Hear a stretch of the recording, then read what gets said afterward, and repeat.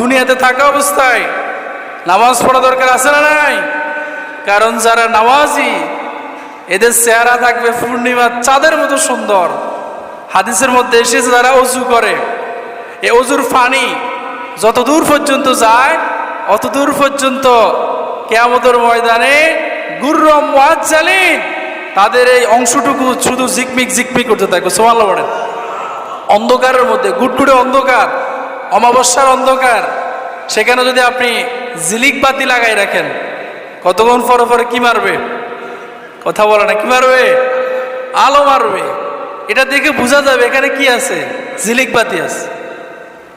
আম্মা জান আয়েশা রাদিয়াল্লাহু তাআলা আনহা বিশ্বনবী জনাবে মুহাম্মদুর রাসূলুল্লাহ সাল্লাল্লাহু আলাইহি ওয়াসাল্লামকে প্রশ্ন করলেন, ইয়া রাসূলুল্লাহ, ইয়া হাবিবাল্লাহ, কিয়ামতের ময়দানে লক্ষ কোটি নয়, আদম আলাইহিস সালাম থেকে শুরু করে কিয়ামত পর্যন্ত যত উম্মত এই দুনিয়াতে আসবে, এত উম্মতদের মধ্যে আপনি আপনার নামাজি উম্মতদেরকে কিভাবে চিনবে? প্রশ্ন হয় না? কথা বলেন, প্রশ্ন হয় না?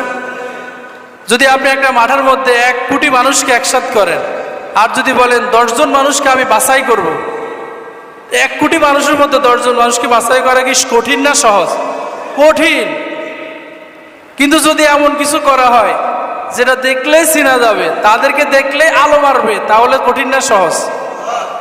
নবীজি বললেন, কিয়ামতের ময়দানে যত উম্মত থাকবে আমার, এই সমস্ত উম্মতদের মধ্য থেকে আমি আমার নামাজি উম্মতদেরকে বেছে নেব একেবারে সহজ।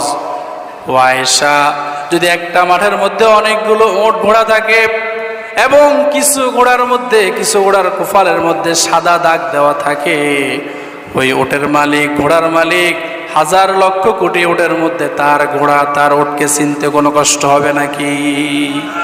কিয়ামতের ময়দানে আমি আমার নামাজি উম্মতদেরকে তাদের যে ওযু করার কারণে 5 ওয়াক্ত নামাজ পড়ার জন্য ওযু করার কারণে তাদের যে অঙ্গ প্রত্যঙ্গগুলো ধৌত করত, কিয়ামতের ময়দানে তাদের এই অঙ্গ প্রত্যঙ্গগুলো পূর্ণিমার চাঁদের মতো জকমক করবে। সেই সুন্দর গুররম মুআজ্জালিন, সে আলো দেখে আমি চিনে নেব। সুবহান। এজন্য উসমান রাদিয়াল্লাহু তাআলা আনহু যখন ওযু করতেন তখন আমাদের সাধারণত হাত এ পর্যন্ত ধুইলেতে হয়, উনি একেবারে এই পর্যন্ত ধুইতো। কেন?